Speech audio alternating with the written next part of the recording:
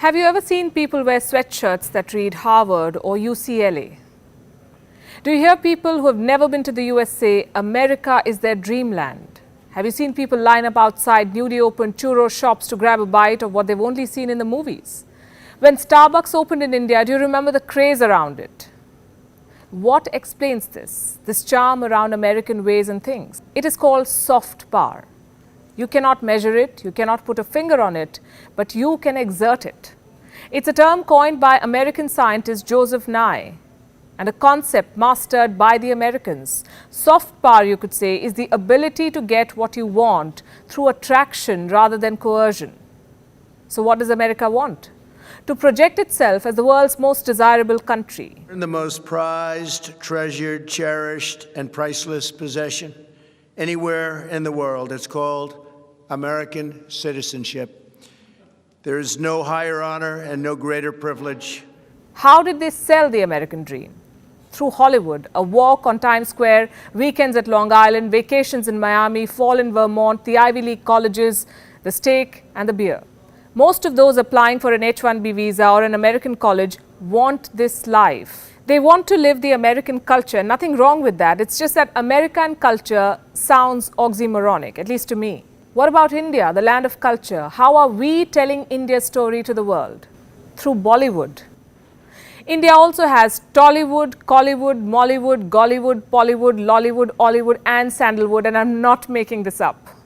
For now, we'll stick to Bollywood. How is Bollywood telling India's story to the world? By reducing us to entertainers. Let me explain. Think of a Hollywood movie, one where the planet is being attacked by aliens. Who do you see stepping up to fight for the human race? An American superhero. Look closely. Where are all the important decisions being taken? In the White House. This is Hollywood building America's image, projecting Washington as the global superpower, the upholder of human rights and dignity, the harbinger of democracy and justice. Come aliens or the end of the world, the President of America is on his toes. And he is the man calling the shots. What are Indians doing? Dancing. When Ravan shows up, the job of Bollywood's first superhero, unless you're counting Shaktiman, which is technically not Bollywood, is only to save his family. Let Spider-Man save the rest. The second superhero was actually dancing with an alien. I'm not kidding. Bollywood is not interested in taking India's narrative forward. In American movies, first Russia and now China is the villain. They're in tune with geopolitics. In Bollywood, we go from Chandni Chowk to China. Our heroes in uniform can be so cliched that they're falling in love with women from an enemy country. How else will their love story be tragic? And let me say this, I'm not against falling in love with whoever you want to. I'm talking about soft power and cinema here. Imagine what would have happened if in Argo, Ben Affleck fell in love with an Iranian woman. How would the United States have controlled the narrative on the Iran hostage crisis? America calls Iran the world's biggest exporter of terrorism. India gives that prestigious title to its dear neighbor on the West. In Hollywood, Iran is the bad guy. In Bollywood, a puppy-eyed girl from Pakistan is harassed by Indian men and sold to a brothel. I'm not saying spew hate, but at least don't blur the narrative. Soft power is about whose story wins. This is Bollywood making Pakistan's story win. In another movie, Salman Khan is a raw agent. He elopes with his counterpart from Pakistan's ISI. Indians and Pakistanis are shown as equally bad.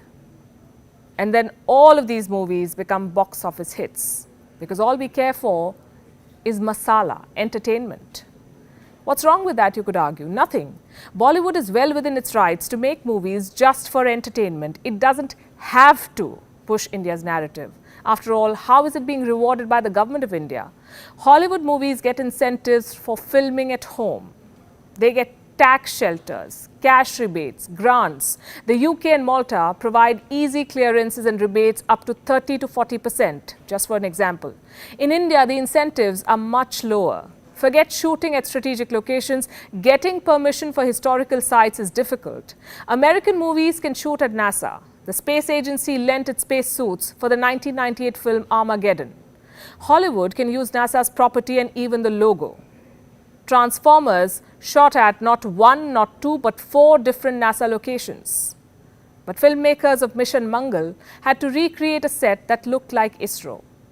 If India wants Bollywood to carry its narrative forward, it has to offer a symbiosis, offer incentives. Indian film industry is the world's largest producer of movies. In 2018, India made 2,022 films. In 2017, the number was 1,907. In 2016, 1,860.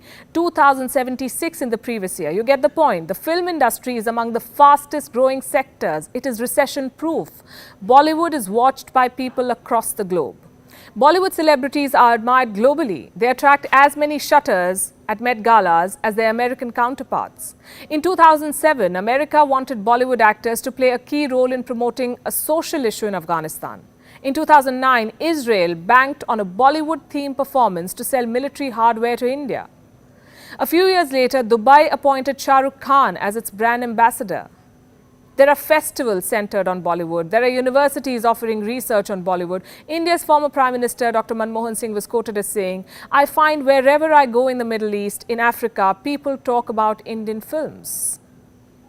I'll tell you a personal story. A few years back, when I was visiting Palestine during Ramadan, it was hard to find a taxi driver when people broke the fast.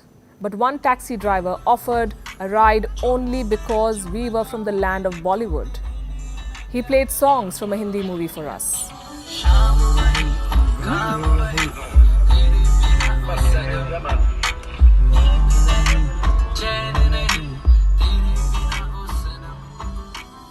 Bollywood is powerful, and it is a fact. But it's a private industry, not a PSU. It is the job of the government to tap into the potential of this industry. It is the job of the government to harness Bollywood's soft power. The Chinese president is asking filmmakers to make science fiction movies to push the Chinese narrative. When the UK wanted to promote the London Olympics, it invited James Bond into the Buckingham Palace. America is using superheroes to sell dreams and coffee. What is stopping India?